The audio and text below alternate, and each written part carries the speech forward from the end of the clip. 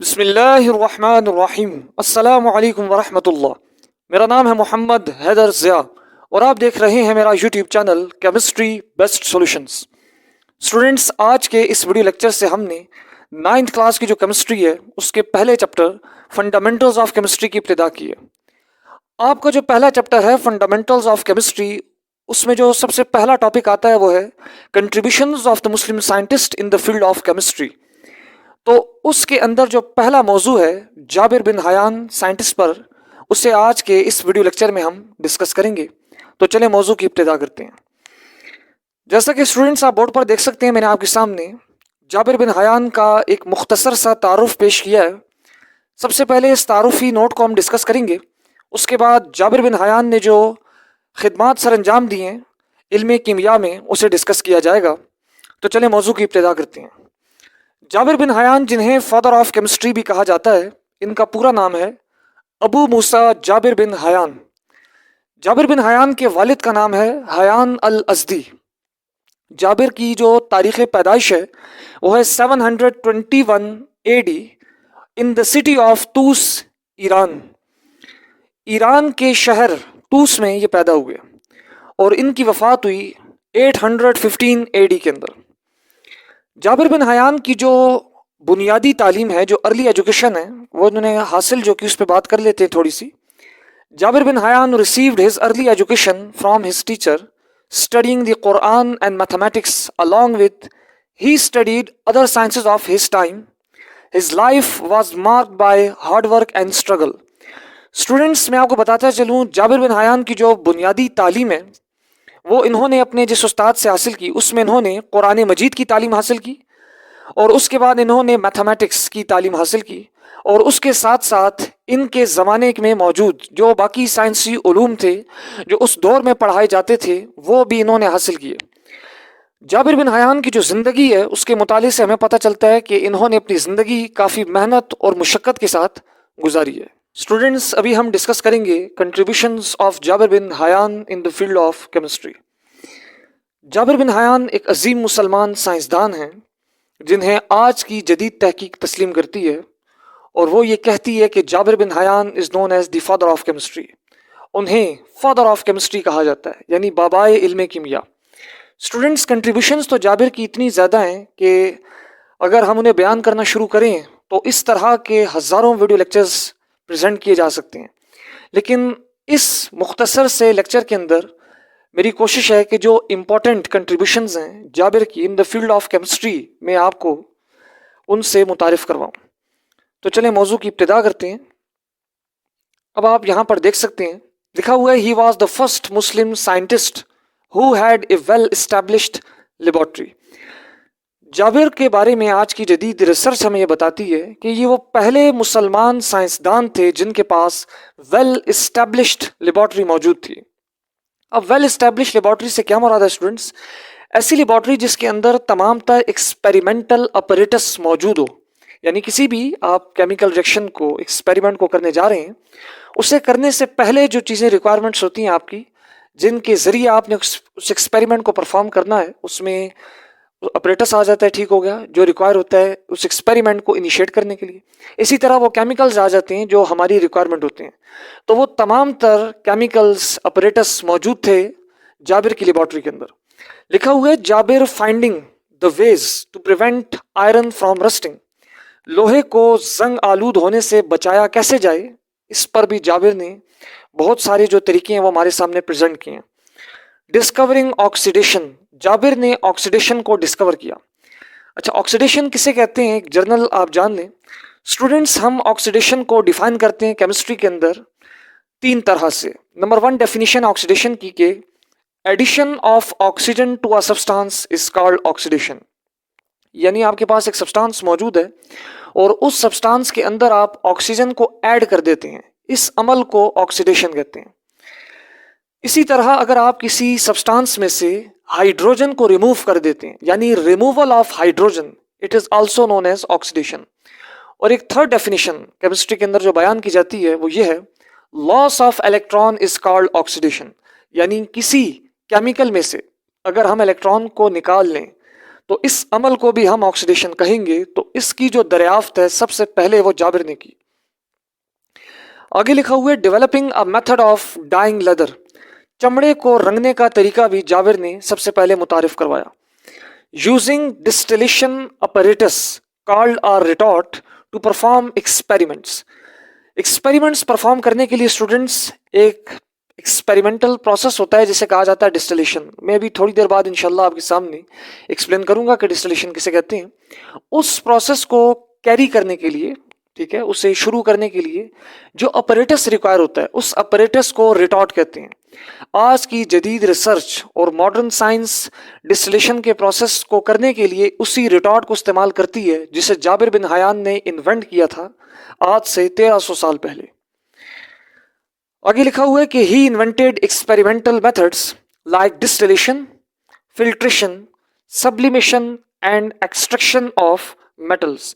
ये वो तमाम तर मेथड्स हैं जिन्हें लेबॉर्ट्री के अंदर इस्तेमाल किया जाता है, इन्हें कैरी ऑन किया जाता है, ठीक हो गया। और इन प्रोसेसेस के ज़रिए मुख्तलिफ किस्म के जो रिजल्ट्स हैं वो ऑब्टेन किए जाते हैं। तो one by one in experimental methods को इंशाल्लाह मैं आपके सामने अभी प्रेजेंट करूंगा। स्टूडेंट्स, अभी हम डिस्कस करेंगे कि डिस्टिलेशन किसे कहते हैं। डिस्टिलेशन को समझने से पहले हम एक जर्नल एग्जाम्पल को कंसिडर करते हैं जिसके वजह से या जिसके थ्रू इंशाल्लाह हमारे लिए जो डिस्टिलेशन है उसे समझना काफ़ी आसान होगा। स्टूडेंट्स, फ़र्ज़ करें आपके पास एक लिक्विड मिक्सचर मौजूद है और मैं आपसे कहता हूं कि उस लिक्विड मिक्सचर में दो लिक्विड मौजूद हैं लेकिन वो एक दूसरे में बिल्कुल मिक्स हो चुके हैं। अब आपने उनको एक दूसरे से जुदा करना है, एक दूसरे से अलहदा करना है, तो किस तरह करेंगे? तो जिस प्रोसेस का इस्तेमाल किया जाएगा वो जो प्रोसेस है उसे डिस्टिलेशन कहा जाएगा। होता है इस तरह स्टूडेंट्स, मिक्सचर के अंदर मौजूद जो दो लिक्विड्स हैं उन दोनों लिक्विड में से एक लिक्विड ऐसा होगा जिसका बॉइलिंग पॉइंट ज़्यादा होगा और मिक्सचर में एक लिक्विड ऐसा होगा जिसका बॉइलिंग पॉइंट कम होगा। तो जिस कंटेनर के अंदर मेरा जो लिक्विड मिक्सचर मौजूद है मैं उस कंटेनर को उस टेम्परेचर पर हीट करूंगा जिस टेम्परेचर पर हीट करने से लिक्विड मिक्सचर का वो कंपोनेंट जिसका बॉइलिंग पॉइंट कम था वो वेपोराइज हो जाए। जैसे ही वो लिक्विड मिक्सचर का कंपोनेंट जिसका बॉइलिंग पॉइंट कम था स्टूडेंट्स, जब वो वेपोराइज होगा यानी उसके बुखारात बनना शुरू हो जाएंगे, उसके बुखारात को कंडेंसर की मदद से ठंडा कर लिया जाएगा और उसके बाद उसे कंडेंस करके एक अलग बीकर के अंदर या किसी दूसरे कंटेनर के अंदर हम एक्सट्रैक्ट कर लेंगे। इस प्रोसेस को कहा जाता है डिस्टिलेशन, जिसमें हम दो डिफरेंट तरह के दो लिक्विड्स जिनकी नेचर, जिनका स्ट्रक्चर, जिनका chemical formula, chemical properties, physical properties एक दूसरे से बिल्कुल डिफरेंट होती हैं, उन्हें हमने मिक्स किया हुआ था, उन्हें हम जुदा करते हैं। तो जुदा करने के लिए जिस टेक्निक का इस्तेमाल किया जाता है उसे डिस्टिलेशन कहते हैं।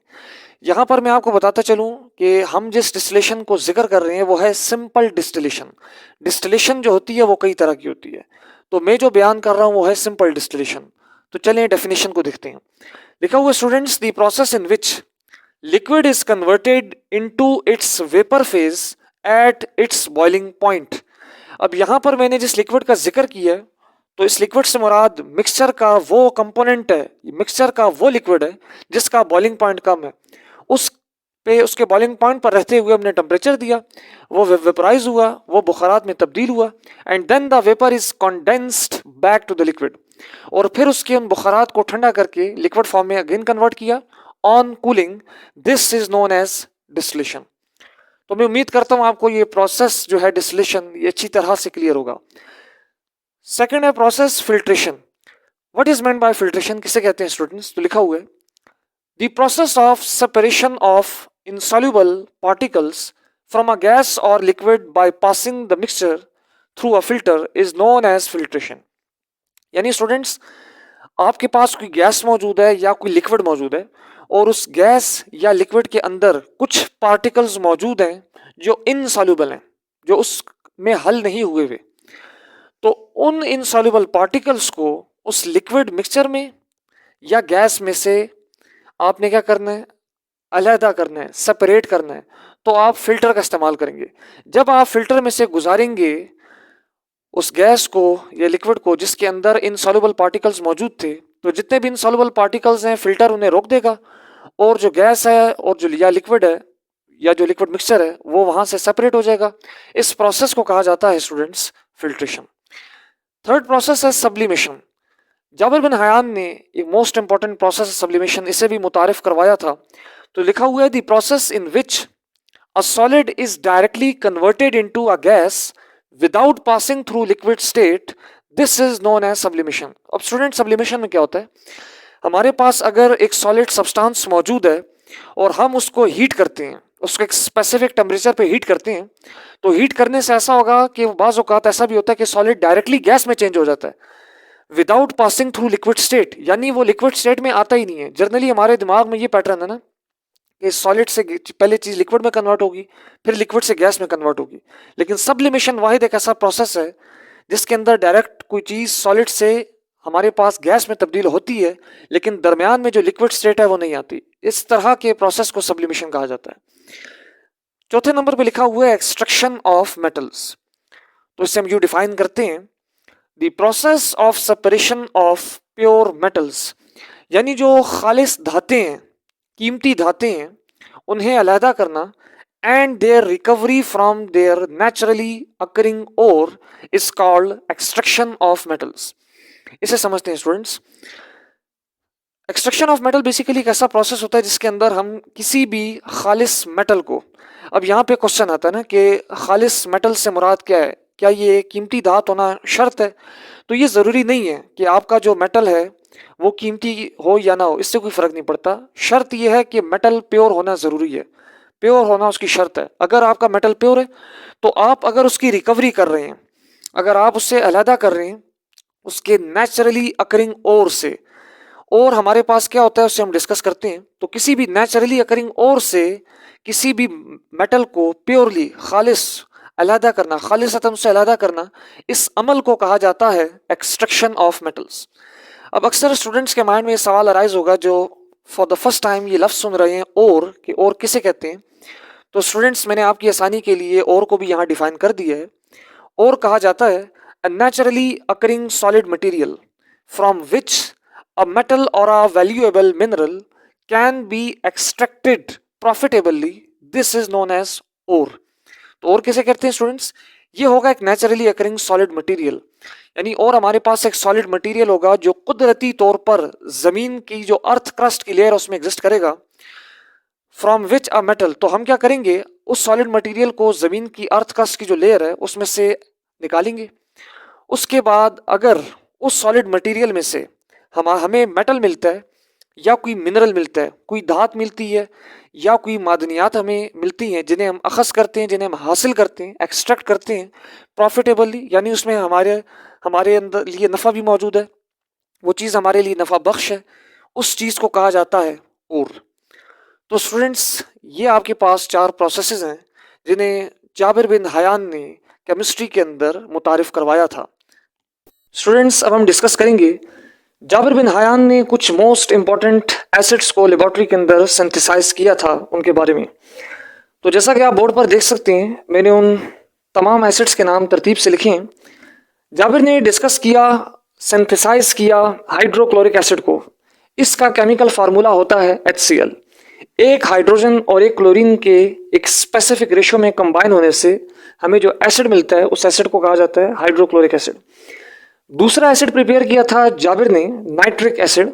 इसका केमिकल फार्मूला है स्टूडेंट्स HNO3। ये 3 डिफरेंट एटमोस से मिलकर बनता है जिसमें एक हाइड्रोजन, नाइट्रोजन और एक ऑक्सीजन शामिल है। नंबर 3 है सल्फ्यूरिक एसिड। इसका केमिकल फार्मूला है H2SO4। स्टूडेंट्स इसे किंग ऑफ केमिकल्स या किंग ऑफ एसिड्स भी कहा जाता है, और इसे भी सबसे पहले आर्टिफिशियली सिंथेसाइज किया था लेबॉर्ट्री के अंदर जाबिर बिन हयान ने। ये 3 डिफरेंट एलिमेंट्स का कम्बिनेशन है, एक हाइड्रोजन, एक सल्फर और ऑक्सीजन। इस सल्फ्यूरिक एसिड के मॉलिक्यूलर स्ट्रक्चर के अंदर आपको 2 हाइड्रोजन मिलेंगे, एक सल्फर मिलेगा और 4 ऑक्सीजन मिलेंगे। इसी तरह नाइट्रिक एसिड के मॉलिक्यूलर स्ट्रक्चर में आपको एक हाइड्रोजन मिलेगा, एक नाइट्रोजन और 3 ऑक्सीजन मिलेंगे जो केमिकली कंबाइन हुए होंगे। इसी तरह हाइड्रोक्लोरिक एसिड के अंदर आपको एक हाइड्रोजन और एक क्लोरीन आपस में केमिकली कंबाइन हुए नजर आएंगे। ये तीन एसिड्स स्ट्रॉन्ग एसिड्स कहलाए जाते हैं आज की मॉडर्न केमिस्ट्री के अंदर, और इन्हें सिंथेसाइज किया था जाबिर ने। एक और इम्पॉर्टेंट कॉन्सेप्ट स्टूडेंट मैं आपको बताता चलूं, एक और इम्पॉर्टेंट केमिकल जिसका नाम है aqua regia। ये जो टर्म है aqua regia, ये लैटिन टर्म है, लातीनी जुबान के दो अल्फाज से मिलकर बना है। लैटिन लैंग्वेज के अंदर aqua से मुराद होता है वाटर और रिजिया से मुराद होता है किंग, तो इसका लफ्सी मतलब हुआ किंग्स वाटर। किंग्स वाटर जिसे aqua regia कहते हैं, इसे सबसे पहले लेबोरेटरी के अंदर जाबिर बिन हयान ने सिंथेसाइज किया था। स्टूडेंट, ये भी हमारे पास एक मिक्सचर होता है, ये प्योर एसिड नहीं होता बल्कि ये मिक्सचर होता है, और ये मिक्सचर होता है दो डिफरेंट एसिड्स का, ये आपने ज़हन में रखना है। अब क्वेश्चन ये अराइज होता है वो कौन से दो डिफरेंट एसिड्स हैं जिन्हें कंबाइन करने से aqua regia बनता है। तो स्टूडेंट्स, HCl और HNO3। जब इन दो एसिड्स को एक स्पेसिफिक मोलार रेशियो में कंबाइन किया जाता है तो एक होमोजीनियस मिक्सचर बनता है। उस होमोजीनियस मिक्सचर को aqua regia कहते हैं। स्टूडेंट्स, मैं आपको बताते चलूं, aqua regia जो है ये एक ऐसा होमोजीनियस मिक्सचर है दो डिफरेंट एसिड्स का, दो स्ट्रॉन्ग एसिड्स का, जिसके अंदर कीमती धातें जैसे गोल्ड, सिल्वर, प्लैटिनम, पलाडियम जैसे मेटल्स भी डिसॉल्व हो जाते हैं। इसी मुनासिबत से इसको नाम दिया गया है aqua regia।